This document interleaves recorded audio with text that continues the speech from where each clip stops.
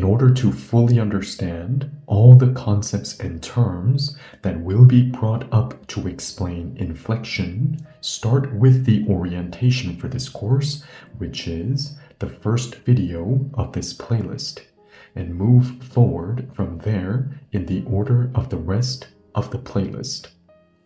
This will be the third video out of the 15 videos explaining Inflection Route number 1.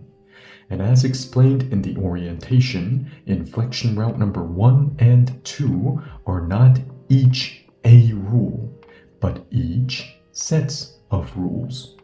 So we will be starting with Inflection Route number 1, which means that we will look into all the rules that all together constitute Inflection Route number 1, and learn which one to apply in which situation. And also, as explained in the orientation, whether we will apply the rules of Inflection Route number 1 or 2 depends on the ending we are using, since some endings belong to Inflection Route number 1 and some to Inflection Route number 2.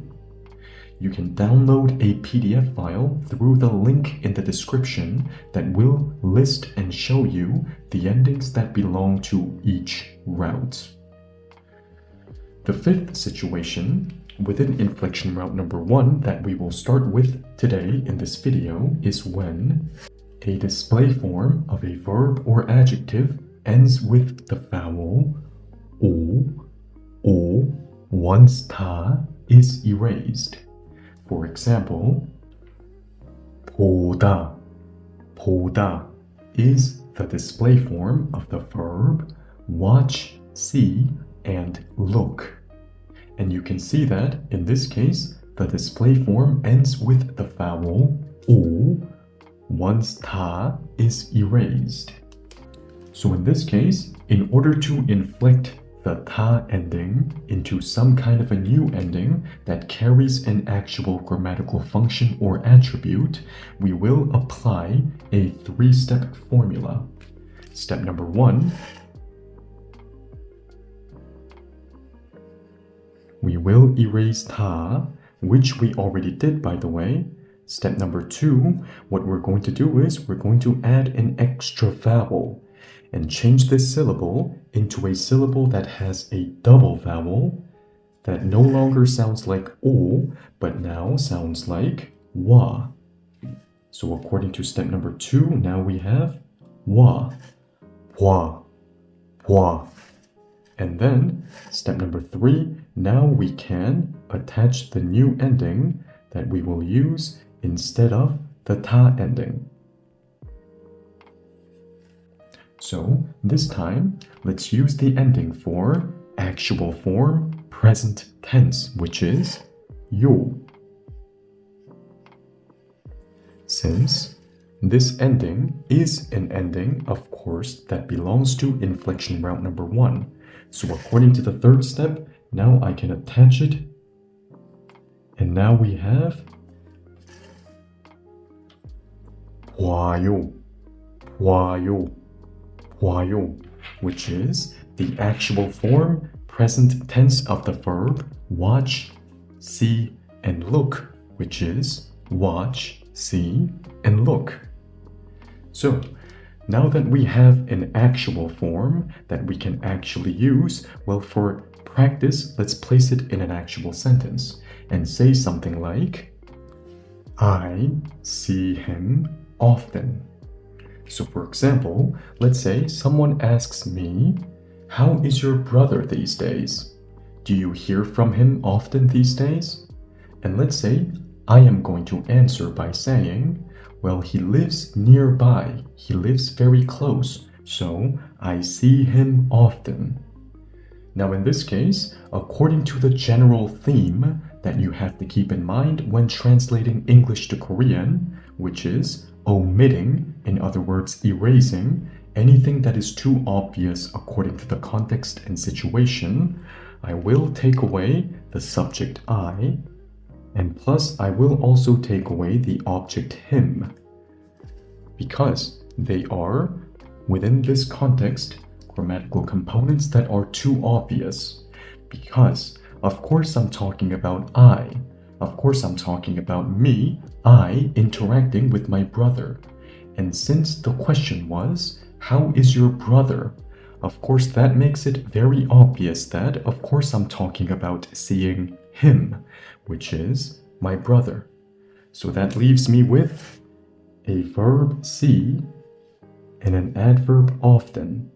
And we have the actual form, present tense of see, which is 보아요. So using it, the Korean sentence will look like 자주 봐요. 자주 봐요. 자주 봐요. And that would be the equivalent of saying, I see him often within this given context. So, for another example, 오다. 오다 is the display form of the verb come. So in this case as well, you can see that the display form ends with the vowel O once 다 is erased. So of course, in this case, we will apply the same three-step formula. So according to step number 1, we took away 다, and then according to step number 2, we're going to add an extra vowel and form a double vowel that no longer sounds like O, but now sounds like wa. And then, according to step number 3, now I can attach an ending that I want to use. In this case, let's use an ending that of course belongs to inflection route number 1, which is 야 돼요. 야 돼요, which is functionally the equivalent of have to. So according to step number 3, now I can attach the ending, and all together, now we have 와야 돼요. 와야 돼요. 와야 돼요, which is no longer just come, now it's have to come. So now that we have an actual form, let's place it in an actual sentence for practice and say something like, you have to come tomorrow. So in this case, once again, I will omit grammatical components that are too obvious according to the context and situation. In this case, you. Well, actually, not just in this case, but you will almost always be too obvious, therefore be omitted. Because if I am calling someone you, it usually means two things. Number 1, I am directly looking at you, and you are the only one that I'm talking to. Right now, this moment, we are the only ones participating in this conversation. So of course, I'm talking to you. So that leaves us with a verb, have to come, because have to has become a part of the verb come as its ending. And then we have tomorrow, a time word. So time will come first and then verb last. So altogether, the Korean sentence will look like 내일 와야 돼요. 내일 와야 돼요. 내일 와야 돼요. You have to come tomorrow. So, let's move on to the next situation within inflection route number 1. The next situation within inflection route number 1 is when a display form ends with the vowel 우 once 다 is erased. Well, for example, 바꾸다, 바꾸다 is the display form of the verb change. So in this case, you can see that this display form ends with the vowel 우 once 다 is erased. So in this case, we will apply a three-step formula that looks very similar to the formula that we applied in the previous situation.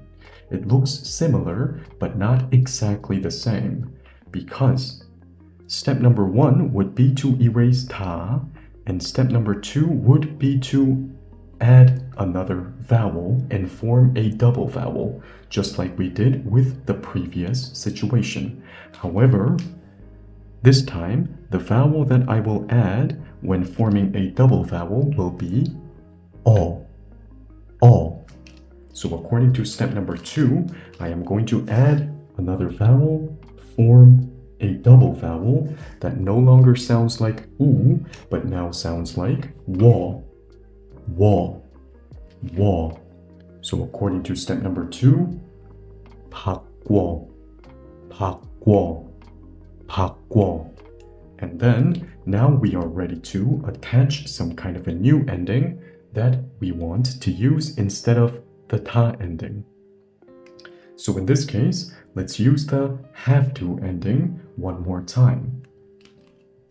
And if we do so, now we have all together 바꿔야 돼요.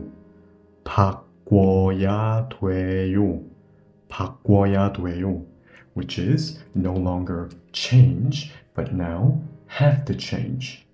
So now that we have an actual form, let's actually place it in a sentence for practice and say something like, I have to change my picture. So in this case, let's say I am looking at my passport, and let's say for whatever reason, I feel like it's time to change my picture, my photo, on my passport. So in this case, according to the situation, I will once again, first of course, omit grammatical components that are too obvious. In this case, of course, I'm talking about I. Of course, it is I that has to change the picture. And of course, I am talking about my picture because I am looking at my passport. So we have a verb, have to change, and once again, have to has now become a part of the verb change as its ending, so therefore I will look at them all together as the verb. And we have picture, in other words photo, as the object. So in Korean, of course, object first and then verb last. So the Korean sentence will look like 사진 바꿔야 돼요. 사진 바꿔야 돼요. 사진 바꿔야 돼요. And that would be, once again, the equivalent of saying, I have to change my picture within this given context and situation. So for another example, 잠그다, 잠그다, 잠그다 is the display form of the verb lock.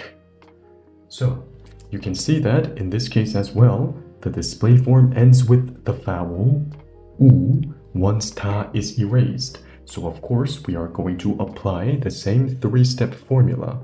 So step number 1, we took away 다, and then step number 2, I'm going to add an extra vowel and form a double vowel that no longer sounds like 우, but now like 워. And then step number 3, now I can finally attach the new ending that I want to use. So this time, let's use an ending that of course belongs to inflection route number 1, 써요, which indicates actual form, past tense. So according to step number 3, now I can attach this ending, and now we have 잠궜어요, 잠궜어요, 잠궜어요, which is the actual form, past tense, of the verb lock, which is, of course, locked. So now that we have an actual form, let's place it in an actual sentence for practice and say something like, why did you lock the door? So in this case, let's say I am going to pull a prank on my friend. I'm going to ask him, can you please go get me something that is right there in front of the front door? If you go outside, you will see it right in front of the front door. So my friend opens the door, steps outside, and is looking for whatever it is I asked him to bring inside. But there is nothing. Once he stepped outside, I am going to lock the door so that he cannot come back in. And let's say in that situation, my friend yells, "Why did you lock the door?" So in this case, of course, let's first start omitting, and then with the words that we have left, we can start translating. First of all, I will not place did, because in Korean, the best way to place did in front of a question sentence that involves a verb is to not place it at all. However, if I don't place it, there is a fundamental issue, which is the fact that now there is nothing that indicates past tense. So in this case, the verb will do it itself, and that is exactly why, in this case, we need the past tense of lock, locked, which is 잠궜어요. And no you, as explained earlier, and do not place us and thus in front of nouns in Korean. No us, no thus. So we have a verb and an object, and y will be an adverb. So in Korean, this sentence will look like 문, door, why,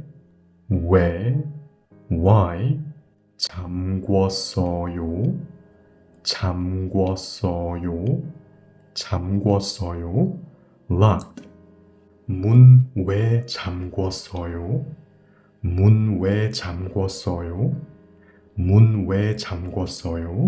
And that would be the equivalent of saying, why did you lock the door within this given context and situation? And when you're asking a question in Korean, don't forget to raise your tone at the very last syllable. 문 왜 잠궜어요? Okay, that was it for today's video. In the next video, we will move on to the next situation within inflection route number 1 and keep moving forward until we cover each and every situation and how to apply inflection route number 1 within each of them. Once again, inflection is by far the most important aspect of learning Korean, so if you fully grasp inflection through this course, you are not just taking a step forward. You are taking 1,000 steps forward. So don't give up, and I will see you in the next video. Thank you.